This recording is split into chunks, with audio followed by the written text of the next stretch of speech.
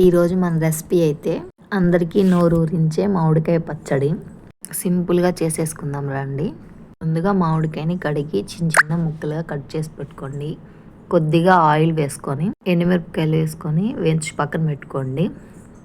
మేము రోటి పచ్చళ్ళు ఎక్కువ తింటాము అండి, రోట్లో దంచుకుంటాము. ముందుగా ఎండుమిరపకాయలు రోట్లో వేసేసి జీలకర్ర కొద్దిగా వేసుకోండి. ఉప్పు కూడా వేసుకొని బాగా పౌడర్లా దంచుకోండి. మీరు మిక్సీలో అయినా సేమ్ ప్రాసెస్ చేసుకోండి. ఇప్పుడు పౌడర్లా దంచేసుకున్న తర్వాత ముందుగా కట్ చేసి పెట్టుకున్న మామిడికాయ ముక్కలు దాంట్లో వేసేయండి. మెత్తగా దంచొద్దు, కచ్చా పచ్చాగా దంచుకోండి, బాగుంటుంది టేస్ట్. అసలు చూస్తుంటేనే ఎప్పుడెప్పుడు తిందామా అని అనిపిస్తుంది. వేడివేడి అన్నంలో నెయ్యి వేసుకొని తింటే టేస్ట్ అయితే నెక్స్ట్ లెవెల్ ఉంటుంది. చూడండి, చూస్తుంటేనే నోట్లో నీళ్ళు ఊరిపోతున్నాయి. లాస్ట్లో ఒక ఎర్రగడ్డ వేసుకొని దంచుకునేసేయండి.